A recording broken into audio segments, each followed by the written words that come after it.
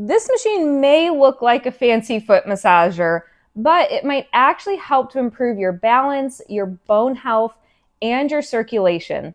In this video, I'm going to take you through what vibration plates are, who they can help, who should avoid them, and how to get started with them safely.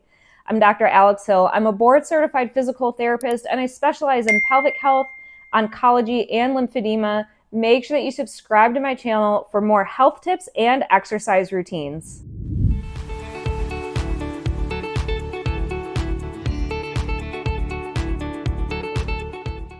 So first, what is a vibration plate? A vibration plate, or whole body vibration, is a platform that vibrates at different speeds and intensities. When you stand, sit, or lie on it, those vibrations cause your muscles to contract and relax many times per second.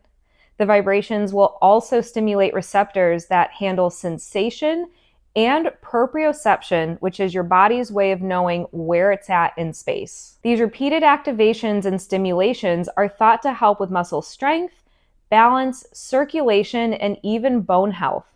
There's also research that shows vibration plates could help with reducing pain, improve flexibility, reduce swelling, and support rehab after cancer treatment. Although there's been a lot of research on using vibration plates, the findings in these studies are mixed in terms of how effective it is to use a vibration plate, and there's also no set protocols for using them. So what can it help with? As I said, the research is still evolving, but vibration therapy has been studied in a lot of different areas.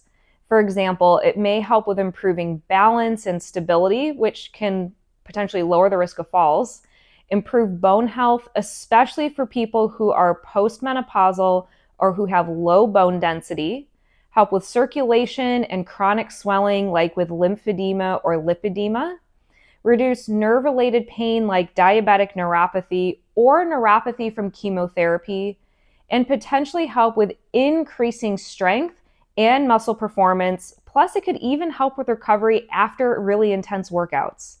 But remember, vibration therapy is just one piece of the puzzle when it comes to a healthy lifestyle. The research is promising, but we still need more studies. So think of this as an add-on, not a replacement for your regular exercise. Vibration plates can be a useful tool, especially if they're combined with other activities like strength training, aerobic exercise, and balance work done off the plate. Although vibration plates can be helpful for many people, they're not safe for everybody.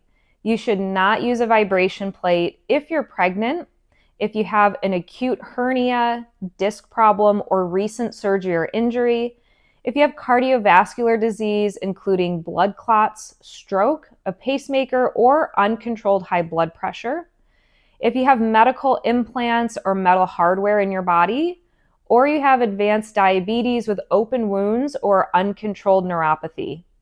Even if you don't have any of these conditions, always check with your healthcare provider first, as you may have some additional considerations that I didn't mention. If you're cleared to try vibration plates, here are some tips. First is positioning. You can start with just sitting on a chair with your feet on the vibration plate just to get used to the sensations. As you get started, keep your feet closer together. This is going to decrease the intensity in the impact. With a wider stance, that's going to increase the intensity and the impact of that vibration.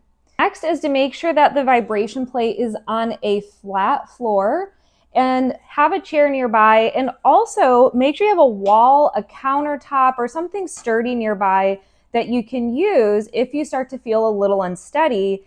And if you are nervous about doing it, you have any unsteadiness, or you're just starting out, just start by sitting on a chair and having your feet on the vibration plate.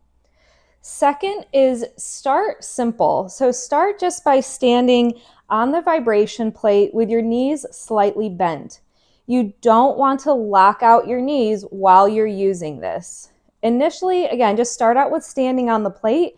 Then you can later try getting into squats, calf raises, and even balance exercises.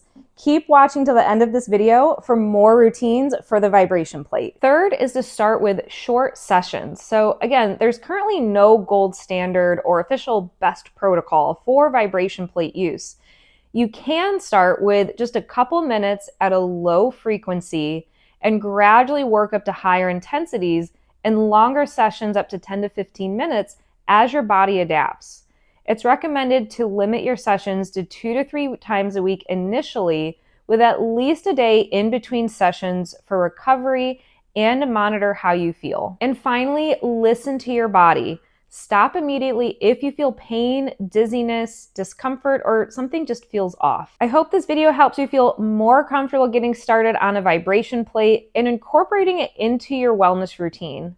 Please like this video, subscribe for more health and exercise routines, and share this video with someone who might benefit from trying out a vibration plate.